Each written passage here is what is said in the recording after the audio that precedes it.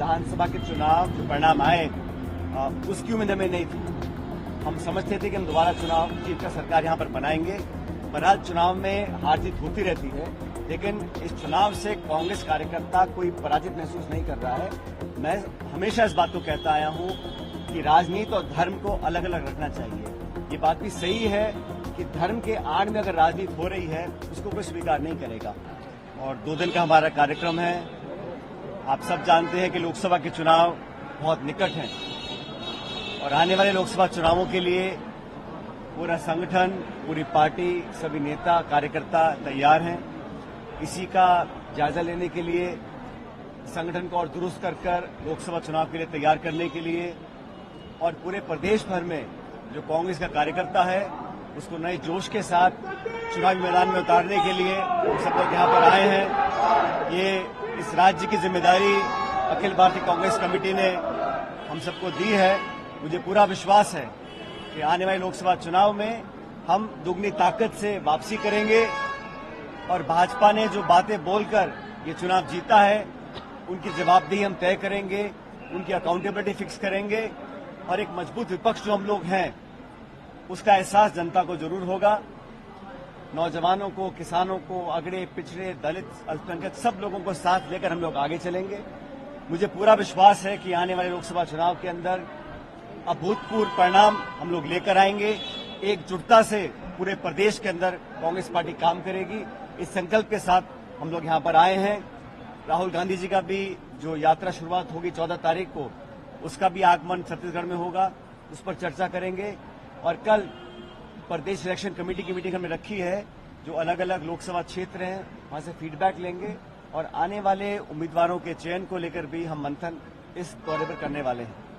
आपके इस दौरे से पहले बीजेपी के नेता कह रहे हैं कि आपने राजस्थान में कांग्रेस का फाइट जो है क्रैश किया, छत्तीसगढ़ में भी यही होगा। भारतीय जनता पार्टी का जो प्रोपेगेंडा मशीन है उसको मुझसे अच्छा कोई नहीं जानता है और हम जानते हैं कि प्रदेश में राजस्थान में जिन्होंने काम करे हैं, लेकिन छत्तीसगढ़ में जो सरकार बनी है, जो वादे किए थे और जो घोषणा की थी उस पर कितना अमल हुआ हम सब जानते हैं। भाजपा का केंद्र का शासन 10 साल का हो गया है। इन 10 सालों में आज किसान, गरीब, नौजवान हर वर्ग पीड़ित है। जो काम इन्होंने किया है सिर्फ भावनात्मक मुद्दों को प्राथमिकता देकर वोट लेने का काम तक करते आए हैं।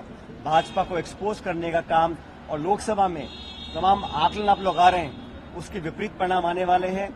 कांग्रेस एकजुट है और कांग्रेस की एकजुटता अगर कांग्रेस के कार्यकर्ताओं जनता के बीच में पहुंच जाएगा वो मैसेज उतना ही बहुत है हमारे लोकसभा चुनाव जीतने के लिए। राम मंदिर को लेकर अयोध्या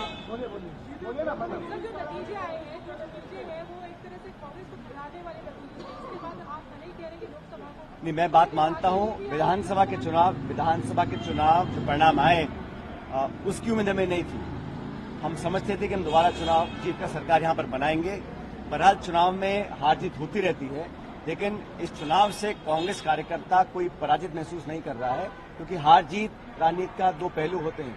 लेकिन हम लोगों को जो सिद्धांतवाद राजनीति हमें करनी है, जो लोगों का संरक्षण को करना है, और छत्तीसगढ़ में मैं मानता हूं कि यहाँ पर हर गांव, हर ढाणी, हर शहर, हर कस्बे में कांग्रेस का कार्यकर्ता झंडा मौजूद है।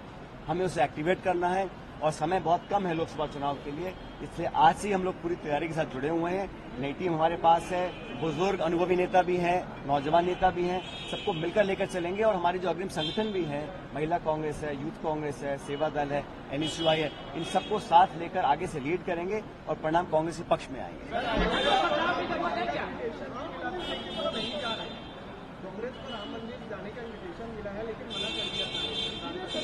देखिए, इस पर कांग्रेस पार्टी का स्पष्ट एक स्टेटमेंट कल आ गया है और मैं हमेशा इस बात को कहता आया हूं कि राजनीति और धर्म को अलग अलग रखना चाहिए।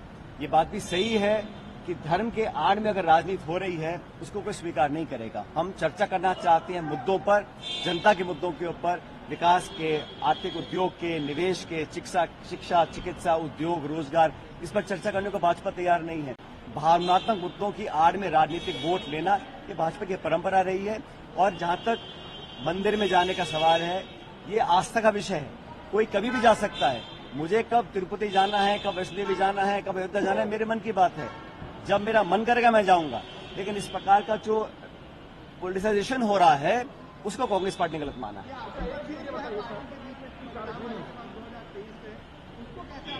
दोबारा बोलिए।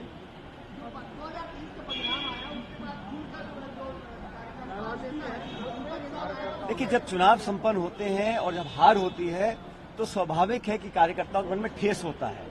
सभी कार्यकर्ता नेता चाहते सरकार बने, अब नहीं बन पाई है तो कहीं थोड़ा बहुत मनमुटाव होता है, लेकिन प्रदेश अध्यक्ष जी ने, हमारे नेता प्रतिपक्ष ने सबसे चर्चाएं करी हैं। अब सारी बातें बुलाकर हमें आगे की ओर देखना है। अब लक्ष्य यह है कि देश में कांग्रेस और इंडिया अलायंस कैसे मजबूत होगा। हमारा सीट का बंटवारों की चर्चा दिल्ली में चल रही है, बहुत जल्द रूपरेखा तैयार होगी और पूरा इंडिया अलायंस मजबूती से चुनाव लड़ेगा।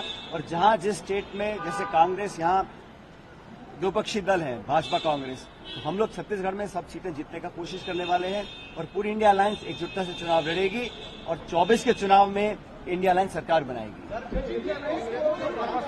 Last question.